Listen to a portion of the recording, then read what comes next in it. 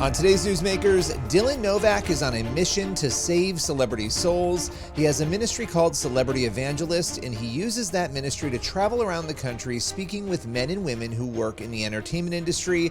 He specifically joins us today to talk about Ozzy Osbourne and an experience he had with the singer back in 2023. With no further ado, here is Dylan Novak. Dylan, it is great to see you. A lot has gone on in the past week. A number of celebrities have died, and they've made big news. You've got Hulk Hogan and many others, and it's been a tough time for people. A lot of people who grew up in the 80s, a lot of these celebrities, obviously Ozzy Osbourne, they were big during that time and after, and so a lot of people publicly mourning. Now, for those who don't know, you are a celebrity evangelist, an evangelist to celebrities. You've spoken to, I believe, well over 2,000 celebrities. And when we use that word, we're talking from a secular perspective, people who are well-known and famous. So let's first, before we get into Ozzy Osbourne and all of that, what started you on this process of evangelizing celebrities? So I have always been a superhero pop culture nerd, still am. And I got to go to a Comic-Con when I was 13. Before going to this show, I saw an interview with Margot Kidder where she stated she was an atheist. And I guess that's when you could say I had the spiritual awakening that she is a soul, just like you, just like me, who was on her way to heaven or hell. And she needed Jesus. Otherwise, she would be separated from God for all eternity. And so I played Jonah for a couple of days. I didn't want to do it, but God really convicted my heart. You should do something about that. That you feel the burden, you do it. So I got some gospel tracts from my church, went to the event. Everybody that day was receptive, including Margot. So for 7 years, that's kind of what it looked like. I would go to these different Comic Cons, different things that I would meet different people that I wanted to meet. It started as a hobby. It was very selfish. And then 10 years ago this week, I had the opportunity to meet James Taylor, and I wasn't going to because I knew it would take a lot of work to be able to get in front of him, and I just didn't care that much. Thankfully, a friend really convicted me and was like, well, maybe you should look into what he believes. So saw an interview where he said, my parents were both atheists. I'm agnostic, but I'm open to listen to somebody talk about spirituality if somebody would just take the time to show me. And I'm like, oh my goodness, if that person was down the road, we would be knocking down their door going, I got you. But because of his celebrity status, is that being done? So it took 3 days to get to James. Finally met him in Greensboro, North Carolina. He really had Carolina on his mind. But I remember I had a really nice conversation with him. It ended with him giving me a hug, and he said, I remember that interview. It was like, it was 24 years ago. He said, this is the first time somebody has intentionally come and shared something with me since. So wait a minute. Over 20 years since he said that. Yes. And nobody else outside of you hearing that thought, I should go to him because he's open and I should share the gospel with him. You were the first one in decades. So I'll say this, I don't know if I'm the first one to think it, but it was the first action taken. It's like I tell my youth students, I'm like, you can know you need to change something in your life, whether that's doing something for the Lord or getting something out of your life. But until you do what has to be done for that to be an action, for that to be in motion, it's just a thought. And I think it's safe to say in 24 years, I wasn't the first Christian to cross paths with James. But again, how many of us just have the mindset of that's somebody else's job? That's not just talking celebrities. That's talking our next door neighbor. That's talking the grumpy old person at the grocery store that we don't want to talk to, but we know they need the love of Christ. If we have been put in their path, we have the platform that God has given us to share the love of Christ, to share the gospel message with them. And so I remember that night I drove home. It was a 2.5-hour drive. I was so happy. I had so much joy in my heart because I was like, I just did what I know God called me to do. He called me to go witness to James, and I did it. And I encourage anybody listening to this, if God's calling you to do something, do it. It's that simple. You were designed to serve the Lord, and you will have the greatest joy in your life. And that was the night that I was like, all right, God, whatever it is you want me to do, I'll do it. And I prayed. I was like, please open the doors. At the time, I lived in Southwest Virginia. I'm in East Tennessee now. But I said, I'm not in Los Angeles. I'm not in New York. But open the doors. and show me I'm not wasting my time. And praise the Lord that he was faithful and not only opened doors, he very quickly let me get feedback from some people that, okay, this isn't a waste of time. How scary is it I mean, people are afraid, as you were saying, to even go to their neighbors, their friends, their family and share the gospel. How difficult is it with that added layer of pressure of speaking to people who have had the whole world handed to them, or they've earned it, or the point is they've got money, they've got fame, they've got notoriety, and now you're going up to them and telling them this is what you need for eternity. This is the truth that you need to live a life beyond the temporal. How difficult is that for you? I'll say this, through the years, and my wife said this morning, and I thought it was great. She said, sharing the gospel is like a muscle. The more you do it, the more you're used to it. You're in a habitual routine. But if you stop doing it for a while, you get lazy. You start to have a harder time starting that gospel conversation, being like, "Oh, I don't feel like it. Somebody else will do that." We don't want to become slothful in our walk with Christ. And I've been victim of that many times where I'm like, oh, I almost forget what to do. But it's funny. I have an easier time with celebrities than I do the person down the road. Not that I care more about celebrities than I do people. I just see the Hollywood as a very unreached people group. Nobody's reaching those people who not only need the gospel, but they have the ability to use their platform to influence millions of people who would listen to them before they would listen to you or I. And I think the reason I'm more comfortable, for example, Gene Simmons a couple weeks ago that I was able to share the gospel with again, it was, I know his personality. I've watched interviews. I know what I'm getting into. I know the way to go about talking to him. I already know his beliefs going into it. That's interesting. You're getting an insight with celebrities that you don't get with normal people. Yeah, if they're your friends or your family, but if Right. you're just talking to a stranger, you don't know, but you can read, you can watch, you can look. With James Taylor, you had an interview from 24 years before that you could look at where you could get the sense of, hey, he was open then. As you're doing this, let's talk about Ozzy Osbourne in particular, right? Because you've been in the headlines because you shared the gospel with him, and this was in 2023, just so we clarify for people, because I know there's some Yes. misinformation out there. You shared the gospel in 2023 with him, and he obviously died 2 years later. What was it like sharing with him? How did he receive it? Because obviously people have preconceived notions based on how they've seen him behave and live when it comes to how he might react. What was that experience like? So Ozzy was incredibly kind. I've seen, like you have, a lot of nasty social media comments. There's this one person who made a whole post that I know Ozzy is burning in hell right now. And I was like, oh, wow, I didn't know God was on Facebook because only God and that person know their soul. Trust me, I hold back on my sarcasm on social media. I would be a monster. Um, but so Ozzy did an event, as far as I know, this was the only United States like convention signing. He did CD signings through the years, but it was advertised the Osbourne family is going to be at Famous Monsters Festival. I forget the name of the town. It was right outside of Philadelphia, Pennsylvania. And I'm telling you, God was in it the whole time. I was supposed to be preaching at a missions conference in Missouri, which here's Tennessee, here's Missouri, here's Philly. It's like it's not on the way. And the pastor was so kind and gracious. He moved the entire week and schedule around so that I could come earlier in the week to fly out of Nashville to fly up to Philly. The whole reason you were going, just so people understand this, was to try to talk with Ozzy. Yes, that is the sole reason that I flew up there was for him and the Osbournes. And for anybody who's ever been to a Comic Con, you know kind of how it works. You go in, you get in line, you wait in line, you wait in line, you wait in line. And the bigger the celebrity, a lot of times you are funneled through, you are rushed. That was not the case with Ozzy. Ozzy was very kind. He was very gracious. They did start to rush his line, but he told them, hey, I want to take my time. I want to shake hands with people, hear what they have to say. People, I heard him say, people have flown from across the world. I'm not going to rush them. And to his credit, he stayed 5 hours after the event had closed. It was like 2 a.m. when he was done. So I get up to him, shake his hand, told him it was an honor to meet him. And after just kind of a brief introduction, I said, the reason I came to meet you today is because I love and care about you and your soul. And I referenced an interview he had done where he said, I identify more as a Christian than anything else.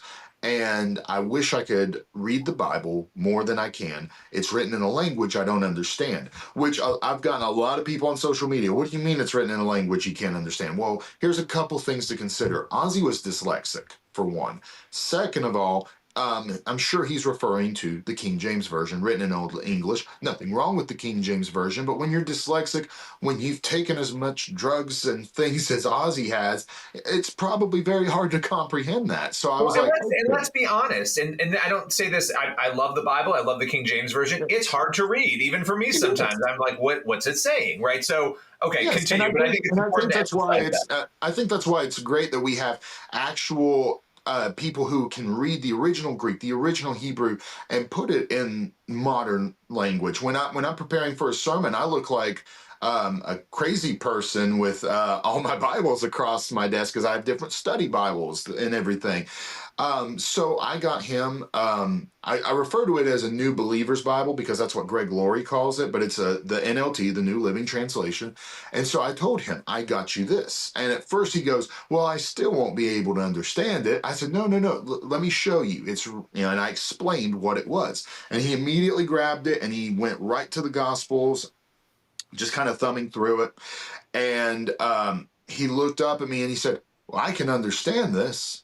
And it just had such a sweet smile. He loved the fact that it had his name on the cover. Thank you so very much. And I explained what the So other pause material there for a minute. was. Pause there because this is something you do. And I remember last time we talked. I think this is so incredibly kind, and it shows your passion. That I don't know if you do this every single time, but when you go to an event, you get a Bible and you put their name on it. You make it special for them. You personalize it for the person you're speaking to. Correct? Yes. And up until last year, it was sporadic because we just didn't have the funds to do that in the ministry.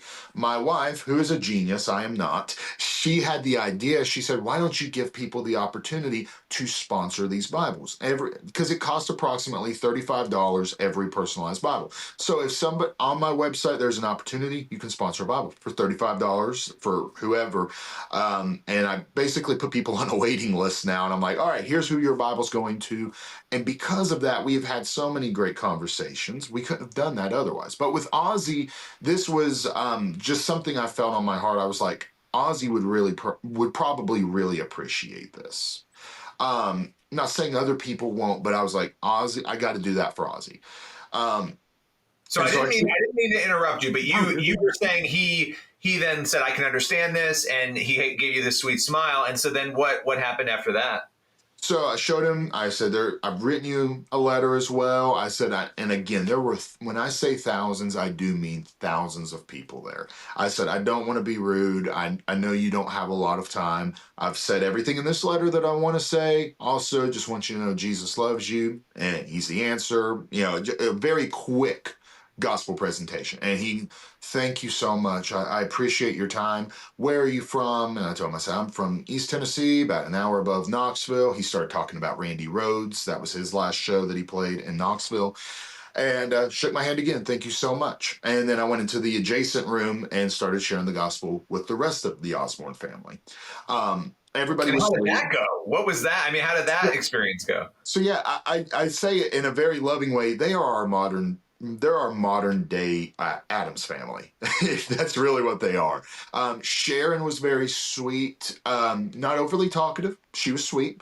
Again, and I tell people this. Sometimes people will just listen. Sometimes it'll be okay. Thank you very much. That doesn't necessarily mean they're unreceptive. I've had people that I'm like earlier this year, there was this one gentleman that at a Comic Con I talked to. He barely said a word and was like, "Oh, thank you." And I was like, "Well, that kind of fell flat." Next day, got a really sweet email from him thanking me for caring about his soul. And he's like, "I'm a private person." And I was like, again, we don't always know this side of heaven. So Sharon was very sweet. Kelly was sweet. I talked with Jack for probably half an hour. Jack was great. He's a very kind man. And one of the things he said was, thank you for not thinking dad's evil. I said, I've been around evil. Your dad's not evil. I said, I know it's a front. He said, it is. He said, the media started pushing it, portraying it back in the day, and dad owned it and made a brand out of it. And he said, he's an old grandpa. I said, oh, I know, you can tell. And you could just tell they all love each other so much. That is a very close family, which is always encouraging to see anytime, but especially in Hollywood. Yeah. And then at the end of the night, you got a group photo with the whole family. And then again, thank you all. God bless you. And that was it. And that was the last time I saw Ozzy, October 2023, for clarity. But then 2 weeks later, I was at, what's the name of the show? I think it's called Scarefest. It's in Lexington, Kentucky. It's a horror convention a couple weeks before Halloween. Jack was there, and I told my wife, I want to talk to him, because one of the things Jack did was he wrote on a piece of paper. He said, here are some different podcasts I've been listening to. Here's some different beliefs I have. Maybe this will give you an idea of where I stand spiritually. I'm going to look at what you gave me. And if we ever see each other again, we can compare notes. And I was like, that'd be great.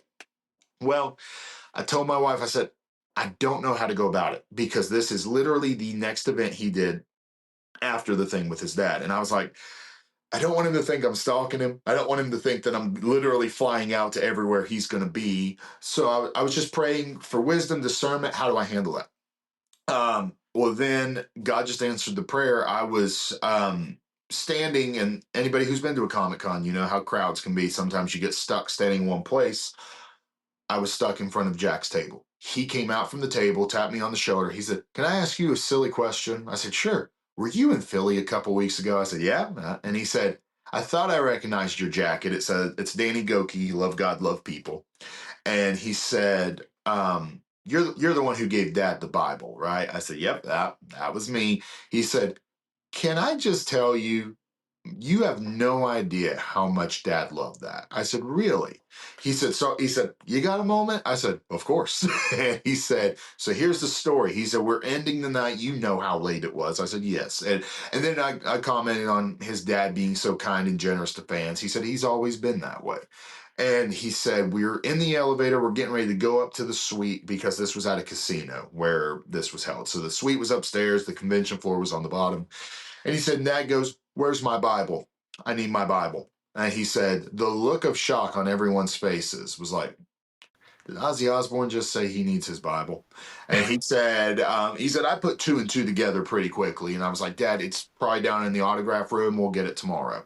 And he had the next day off. And he said, Dad goes, no, I want it tonight. I'm not going up until I get my Bible. So they went back downstairs, unlocked the entire floor, went to the room where Ozzy's stuff was, grabbed the Bible, brought it back to him. And he said, I was like, all right, Dad, here you go. There was a letter in another book. I want it too. He said, so we go back. He said, we go back down. We got everything, brought it to him. And he said, we went, so the conventions are typically Friday, Saturday, Sunday. Ozzy's health was so bad, he took Saturday off. He did Friday, took Saturday off, then did it again Sunday. So he said, we went down, we're doing the convention on Saturday, but we came up to have lunch with Dad around, lunchtime. And he said, Dad had your stuff out, and was like, did you all see this? And he said, then we all started commenting, yeah, we all got something similar. And he said, I love that each of our gifts were individualized. The letters were not generic. They were sculpted to fit all of our beliefs, if you will, because that's what I always do. I try to explain the gospel the best I can based on questions somebody's asked, where they say they are spiritually, that kind of thing. The message doesn't change, but it's the way it's approached. And Do you handwrite them? Do you handwrite these notes? Yes. Yes. There was a couple times in Los Angeles last month that something was popping up last minute, and I was just running out of time. And I printed off just a quick note with my contact info, because I did not have time to write the letter, and I hated it. Like, I told my wife, I said, this feels soulless. I hate this. So, like, just before this interview, I was sitting here getting some stuff ready. I'll be in Chicago in a few weeks. And I just feel like, just like with the Bible, it adds in a personal, individualized note to it, because I never want somebody to feel like, oh, here comes this big organized religion or this organized outreach, whatever, who, sees me as a number. No, I want everybody to feel like I'm seen as an individual soul, and I'm loved and cared about on an individual level. How did Okay, going back to Jack. So, I mean, this had a profound impact, obviously, on Ozzy in that moment, at the very least, and in that next day, at the very least. How did you leave it with Jack? Obviously, he cared enough to tap you on the shoulder. He could have ignored Yes, you. Right? How exactly. did you guys leave it? So, and the last thing Jack said was, he said, Dad doesn't keep a lot of his gifts. He gets tons of gifts. He's not a hoarder. He said, but that Bible and your gift that's on his nightstand, and everybody that's come over, he has shown them the Bible, shown them that his name is on there, that it's where he can understand it. He said, it's not in any way like, oh, look, someone brought me a Bible. It's like, I am honored I got this gift. And I had tears in my eyes, and Jack was like, I just can't thank you enough for loving and caring on me and my family. That just really meant a lot. And I told him, I said, I have listened. And I just told him what I told you. I didn't want to approach you. I didn't want you to think I'm creepy or weird. He's like, no. That being said, with Dad's fans, I know what creepy and weird are. You're not. But I told him, I said, I've listened to your podcast. Like, I forget the name of the guy that he showed me. I said, and I had some thoughts on that if you wanted to hear it. And he's like, of course, lay it on me. So we talked for maybe about another 10 minutes about Jack's personal spiritual life. And he said, I'm still looking at your stuff. He said, I was not as on it as you were. And I said, well, I'm a procrastinator. If I wasn't going to maybe talk to you, I probably would have put it off for a few weeks. But he said, no, he said, I just wanted to encourage you that really had an impact on Dad. It had an impact on me. I can't speak for Mom and Kelly, but yeah, I just wanted to get your attention. And I saw Jack last December in Pittsburgh. Um, it was very brief. He remembered me. And it was just, pretty much I was like, hey, just wanted to come by and say hi. It's good to see you again. How's your dad doing? Just know I keep you and your family in my prayers. And he's, I appreciate it. And so it was, I felt very peaceful how everything ended with that. Let me ask you this, and I'm not going to ask you who because that's private, but have there been people over the years, celebrities who you've kept in contact with after that first encounter, people that you've talked with later on or who have reached out with more questions? Yes, I'm very again, that was one of the first prayers I prayed, God, show me I'm not wasting my time. I've gotten some letters in the mail, emails, and then even just the past year, a couple of people have texted me, which really shocked me because I'm like, wow, you're really showing a level of trust that I'm not going to annoy you and or give your number out. One of the texts was just somebody just saying, I can't believe you went to this trouble. Thank you. This other person was like, I really feel like God is trying to draw me back to him. Is it okay if I text you occasionally? And I was like, sure. That's the Yes, whole please. ministry. And again, and it's not that this ministry is trying to get just the A-list actors. This is you know, I know there's a lot of people who probably have the mindset of, oh, you're just going because people are famous. I mean, there's a lot of times I'm posting someone on, and I'm literally like, okay, and who were they again? Because I'll research somebody at an event and see what they've said. Because at the end of the day, they're a soul. You're just a soul. I'm just a soul. None of us are more important than anybody else. But this one soul who she has texted me multiple times, and I always show my wife. It's just been such a blessing to see somebody recognize and realize, okay, I've lived this life. I need to come back to God. I'm that prodigal child. Let's go home. And, I mean, look, Hollywood has been a place where traditionally, I mean, look, faith used to be a part of Hollywood, then Hollywood got far away from it. It's always ebbed and flowed. It feels like right now there's a real moment where there's a shift where people are openly talking about their faith. Obviously there's a lot of negative going on still, but there is a change. What has it been like for you to watch faith really sort of explode in Hollywood as you're doing this ministry? No, I love it because again, like you said, we went from a shift of nobody talking about religion or politics to now everybody is. Again, when I first started ministry, one of the biggest advices people were saying was like, "Oh, you don't talk about two things in life: religion or politics." Which I'm like, politics. Yeah, it's not my favorite thing to talk about. I'll talk about it. I don't like it, but religion, not that I promote religion, I promote a relationship with Christ. That's the most important thing in this entire world. And so if we're not going to talk about that, what's the point? And so I I've just loved it because it's showing people's heart where they are currently. Because there and still are sometimes I'll go to meet somebody and I'm like, I have no idea where you stand spiritually. Absolutely no idea. And then I see that unfold versus somebody who, well, just like a couple weeks ago, there was this one actress who, and I just posted about it on my social media page, who she was in church. She had some horrific church hurt, which I did not post her story. I will not share it publicly. She really trusted my wife and I to keep it private, but it made me angry because again, the church is full of sinners. We're flawed people. We're going to hurt people. I tell my youth group that all the time. I will fail you. I will hurt your feelings. I will let you down. But that's why we have to look to the one who is perfect, who will never leave us or forsake us. That being said, had I known that this lady had gone through this church hurt, I'm like, okay, I could have better sculpted this. But because of the shift we're seeing, it's just allowed me to be, I guess, more proactive is the word. To be like, okay, let's jump on right here and meet you where you're at right now, not where I'm just playing a guessing game. I love that. And I think what you're doing is so important, and I want to encourage you in that. And obviously, I think the reaction to your work with Ozzy, it was very interesting to watch. I mean, a lot of people covering it, looking at it, and realizing, wow, this great ministry is out there, and this guy's out there doing this incredible stuff. Now, Dylan, if people want to find out more about Celebrity Evangelist, if they want to help you, if they want to sponsor Bibles, where do they go to do that?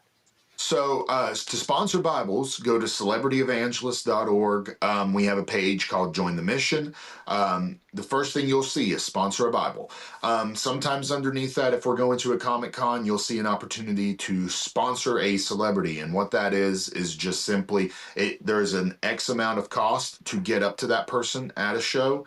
It comes with an autograph, and you will receive, the person who sponsors, they'll receive that autograph. I'll be in touch with them the day of, being like, hey, we're about to witness to somebody just sponsored John Cena up in Chicago here in a few weeks. So it's like, okay, we're about to talk to John Cena. Hey, we met John Cena. Here's how it went. Here's your autograph. We'll be mailing it out this week. If somebody just wants to support the ministry, that same page does. You can do that on the website. And for the most up-to-date encounters, how to pray for people, on Instagram, you can follow me at Celebrity Evangelist, or same on Facebook, Celebrity Evangelist. And if somebody is just trying to contact me, the best way to do so is through Instagram. I'm quicker to reply on there, and probably the next follow-up would be email. Final question for you, because I didn't ask you this. Had you ever interacted with Hulk Hogan? Had he been somebody who had been on your list? So, no, he was never on my list. The reason for that is he had always, since I'd been really doing this ministry, it was well known he was an outspoken believer.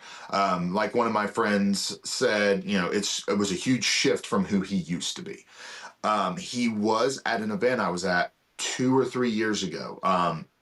It was a show in Texas, and he was at the convention. I think it was $400 to meet him. And again, which is not the most expensive somebody is, but I looked at my wife, I said, I'll see Brother Hulk in heaven one day. Well, I mean, to your point too, I didn't know much about his faith journey until he was baptized last year, right? That was when I started to sort of understand. So I didn't know anything about him before that.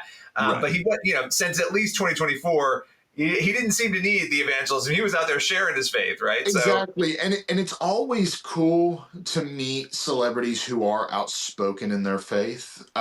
Like, for example, Danica McKellar, who she just recently became a born-again believer. Yeah, she's wonderful. It is, and I love how God used Candace Cameron in her life. She was at a convention in Knoxville last year.